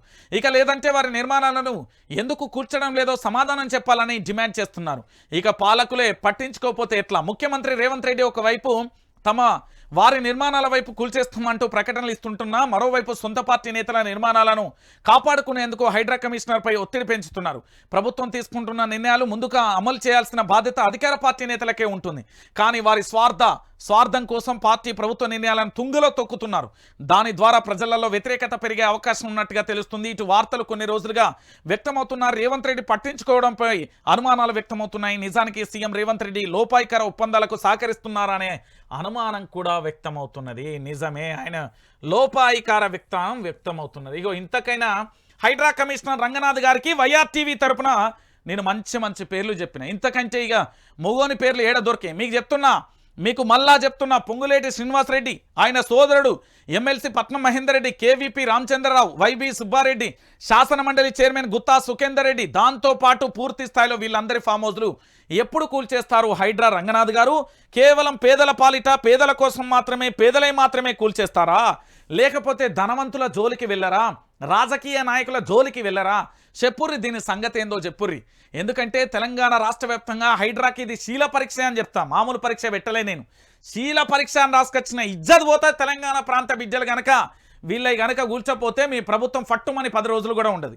నేను చెప్తున్నా కదా, హైడ్రా పేరు చెప్పి ఆగమాగం బుల్డోజర్లు తెచ్చినా, అది తెచ్చినా ఆయనకు ఏది మన బుల్డోజర్ ఆయనకు నెలకు 2 లక్షలు ఇచ్చినా, 3 లక్షలు ఇచ్చినా, లేకపోతే జపాన్ టెక్నాలజీ, నా లొట్టపీస్ టెక్నాలజీ కాదు. పొంగులేటి శ్రీనివాసరెడ్డి ఫామ్ హౌస్ గుల్చేయి, ఆయన సోదరుడు ఫామ్ హౌస్ గుల్చేయి, ఎమ్మెల్సీ పట్నం మహేందర్ రెడ్డి ఫామ్ హౌస్ గుల్చేయి, ఆ తర్వాత గుత్తా సుఖేందర్ రెడ్డి కూల్చేయి, ఆ తర్వాత వైవి సుబ్బారెడ్డిది గుల్చేయి, ఆ తర్వాత చాలామంది రాజకీయ పారిశ్రామికవేత్తలని వాళ్ళందరికీ కూల్చేయి. నిజంగా కూడా మీ హైడ్రా పని చేస్తే హైడ్రాకు గనక నిజంగా కూడా అవన్నీ ఉంటే కూల్చివేసే ప్రయత్నాన్ని చేయండి. దానికి సంబంధించి పూర్తి స్థాయిలో కూడా ఎందుకు కూల్చేస్తలేరో కూడా చెప్పాల్సిన పరిస్థితి కనబడుతుంది. ఇక మరొక అంశం ఇక్కడ రోజు రోజుకి బరి తెగించిపోతున్న వాసవి సరోవర్. రంగనాథ్ సాబ్ ఇద్దరు దేకో జరా. మూసాపేటలోని మైసమ్మ చెరువులో నిర్మాణాలను చేపట్టిన విజయ్ కుమార్ దొడ్డిదారిన దర్జాగా నిర్మాణ అనుమతులు పొందిన కబ్జా వీరుడు. హెచ్ఎండిఏ లేక్ ఐడి 480 గల మ్యాప్ చూస్తే కళ్ళు చెదిరే అంశాలు. ఏంది అంటే ఆయన గారు నిర్మిస్తున్న నిర్మాణం ఎఫ్టీఏలో కనిపిస్తున్నవైన నేటికి కేసులు నమోదు చేయని ఇరిగేషన్ రెవెన్యూ హైడ్రా అధికారులు. వాసవి అధినేతకు రాష్ట్రంలో ప్రత్యేక చట్టం ఏమైనా ఉందా? ఎఫ్టీఎల్ బఫర్ జోన్లు అంటే ఇతగాడికి లెక్కలేదా? GHMC commissioner Amrapali city planner Gangadhar ఇచ్చిన అక్రమ అనుమతులు కనబడడం లేదా? మరి నిర్మాణ అనుమతులు రద్దు చేసి చర్యలు చేపట్టకపోవడంపై పూర్తి స్థాయిలో ముక్తకంఠంతో ప్రశ్నిస్తున్న సామాజికవేత్తలు. బడాబాబులకు ఒక్క రూలు, సామాన్యులకు ఒక్క రూలా? ప్రజల జీవితాలతో చెలగట్టమాడుతున్న ఇతడిగా ఈ చర్యలు తీసుకోవాలి. మైసమ్మ చెరువు ఎఫ్టీఎల్లో యథేచ్ఛగా కొనసాగుతున్న వాసవి సరోవర్. మరి దీని సంగతి ఏంది? రంగనాథ్ గారు కనబడుతున్నదా ఇది? దీనికి ఎందుకు గుల్చేయలేకపోతున్నావు? ఇక మరో అంశం, కబ్జా చెరువులో ఈసా వాగు ఊరికి తప్పని గోస. సహజ వాగుకు అడ్డంగా అక్రమ వెంచర్ ముందుగానే హెచ్చరించిన ఆదాబ్. ఎఫ్ఐఆర్ ఉన్న అడ్డుకొని అధికారులు సంబంధిత అధికారులను కలిసిన అహ్మద్పూర్. ఇక ఈసా వాగును సందర్శించిన డిపిఓ ఎన్ఓసి జారీ చేసి ఇరిగేషన్ అధికారులపై క్రిమినల్ కేసు నమోదు చేయాలి. హైడ్రాకు సంబంధించిన చర్యలు తీసుకోవాలి. చూడరు పూర్తి స్థాయిలో ఈసా వాగుపై అక్రమంగా స్లాబ్ వేసి బాజాప్తుగా పూడ్చివేసిన రియాల్టర్కు సంబంధించి చూడరు వాగేసిండి ఇట్లా పడి. ఒకసారి అర్థమవుతుందా తెలంగాణ ప్రాంత బిడ్డలారా? చూడుర్రే హైడ్రా కథకు సంబంధించి హైడ్రాకు ఎంత పవర్స్ ఉన్నాయి, ఏం కథ, హైడ్రా ఎట్లా పనిచేస్తుంది, ఏం కథ అనేది మీకు చూపెట్టే ప్రయత్నం చేసిన. ఎందుకంటే మళ్ళీ అడుగుతారు కదా, తెలంగాణ రాష్ట్ర వ్యాప్తంగా హైడ్రా బ్రహ్మాండంగా పనిచేస్తుంది, హైడ్రాకి ఏందన్నా వావ్ వావ్ వావ్ వావ్ అంటారు కదా. తెలంగాణ ప్రాంత బిడ్డలందరికీ కూడా నేను చెప్పే ప్రయత్నం ఏంటంటే పూర్తి స్థాయిలో తెలంగాణ ప్రాంత బిడ్డలారా, నేను మళ్ళీ చెప్తున్నా, నేను చెప్పే విషయం సత్యంగా ఉంటుంది. ఇప్పుడు తెలంగాణలో వైఆర్టీవీ నెంబర్ 1 ఛానల్. మిగతావన్నీ కేవలం ప్రభుత్వ పెద్దలకు దాసోహం చేస్తూ ఏంది అంటే ఒక డ్రామాలు ఆడుతున్నాయి. వాస్తవాలను మాత్రం వైఆర్టీవీ తెలియజేస్తున్నది. నేనేమంటున్నానంటే ఇక్కడ పూర్తి స్థాయిలో మీ అందరికీ కనబడుతున్న ఈ మన వైఆర్టీవీ తెలుగు న్యూస్ ఛానల్కి సంబంధించి ఎప్పటికప్పుడు కూడా మనందరం కూడా మీరందరూ కూడా సబ్స్క్రైబ్ చేసుకోవాలి. వాస్తవాలను తెలంగాణ ప్రాంత బిడ్డలందరికీ కూడా తెలియజేస్తారు. ఖచ్చితంగా ఇక్కడ లైక్ చేయాలన్నా, ఎందుకంటే పూర్తి స్థాయిలో వైఆర్టీవీ రంజిత్కు నేను ఖచ్చితంగా మద్దతు తెలియజేస్తాను. మీ వెంటే నేననే ఉద్దేశంతో ఇక్కడ ఖచ్చితంగా కూడా లైక్ చేయండి. ఇక్కడ లైక్ చేయండి, సబ్స్క్రైబ్ చేయండి. ఇక్కడ ఉన్న బెల్ బటన్ నోటిఫికేషన్ కూడా ఆన్ చేసుకోరు. ఎందుకంటే మీకు ఎప్పటికప్పుడు కూడా న్యూస్ అందించే ప్రయత్నం వైఆర్టీవీ చేస్తుంది. దీనికి సంబంధించి పూర్తిగా కూడా నేను మళ్ళీ చెప్తున్నా, లైక్ చేయాలి.